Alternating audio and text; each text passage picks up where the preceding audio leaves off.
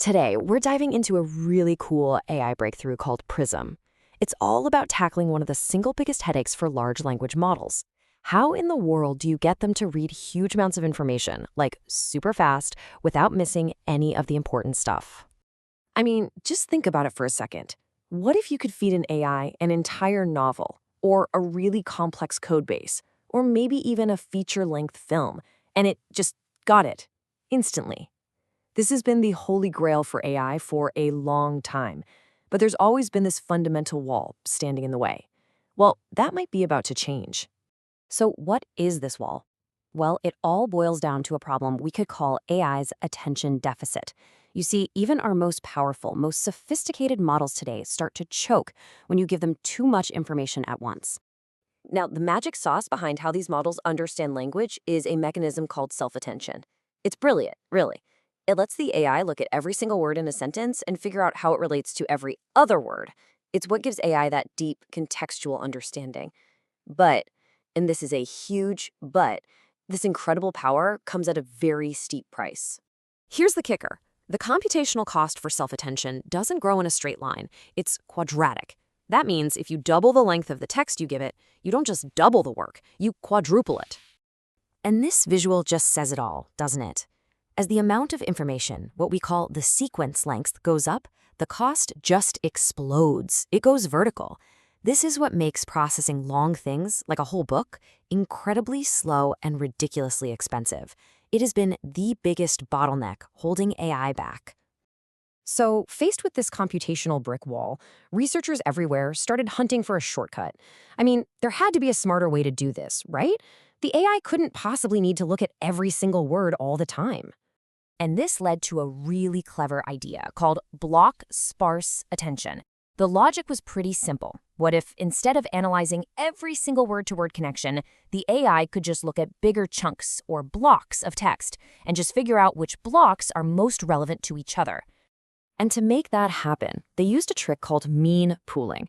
You can think of it like asking the AI to write a super quick summary. For each block of text, it just kind of averages out all the information to get one single data point that represents the gist of it. It's a fast way to get the vibe of a paragraph without reading every single word. But here's where the mystery starts. This shortcut, it wasn't working right.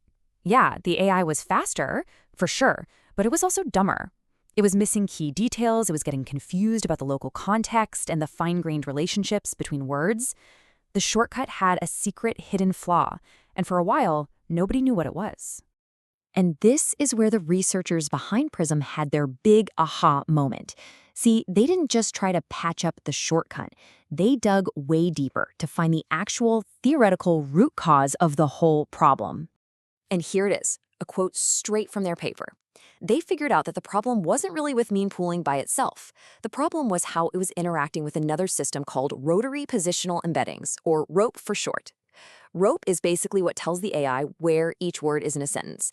And these two systems, they were clashing. Big time. Okay, now this part is fascinating. Stick with me. This slide shows what the AI is seeing. ROPE creates two different kinds of signals. On the left, you've got the low-frequency signals. Think of these as the big picture vibe, the overall meaning. Like, these paragraphs are both about the same topic. Then on the right, you have high-frequency signals. These are the nitty-gritty details, the precise word order, the grammar, and AI needs both of these to really get it. And here is the core discovery. Mean pooling, that summarization trick we talked about, was acting like a low-pass filter. It was doing a great job of preserving the big-picture, low-frequency signals, but it was accidentally and completely wiping out the crucial high-frequency signals that held all the details. So this created what the researchers called a blind spot. In the dead zone, all those high-frequency positional details were just gone. Poof. In the transition zone, the signal was there, but it was super weak and garbled. Only in the semantic zone, with the big-picture stuff, was anything getting through clearly. The AI was basically trying to read a detailed instruction manual with Vaseline smeared all over its glasses. So once you understand the problem with that much clarity, the solution becomes almost obvious, and it's incredibly elegant. That solution is Prism. Honestly, the best way to think about Prism is that it gives the AI a brand new pair of bifocal glasses. Instead of trying to force everything through one blurry, broken lens, it creates two separate, crystal clear channels so it can process both types of signals at the same time. And it works in three pretty simple steps. First, it pulls apart the high-frequency and low-frequency signals. Second, it processes them in parallel on their own tracks so they stop messing with each other. And finally, and this is the really genius part, it recalibrates and boosts that weakened high-frequency signal before putting them back together. The result? The AI gets a perfectly clear, complete picture of the text. So yeah, the theory is brilliant. But what about the real-world results? Well, this is where things get genuinely exciting. Let's start with the headline number, 5.1 times faster. Prism is over 5 times faster than standard full-fat attention when you're working with really long documents. That's not just an improvement, that is a massive, massive leap forward. And this isn't in a vacuum either. When you stack it up against other top-of-the-line methods, Prism is just in a completely different league. At a long context window of 128,000 tokens, it absolutely leaves its competitors in the dust. But here it is, the most important slide of all. You're probably thinking, okay, it's fast, but is it accurate? And the answer is a resounding yes. Look at this table. It compares Prism to full attention on a Llama 3 model. The average scores, they're practically identical. It gets that insane speed up with almost zero loss in performance. It's the best of both worlds. And this isn't some one-trick pony that only works for reading books.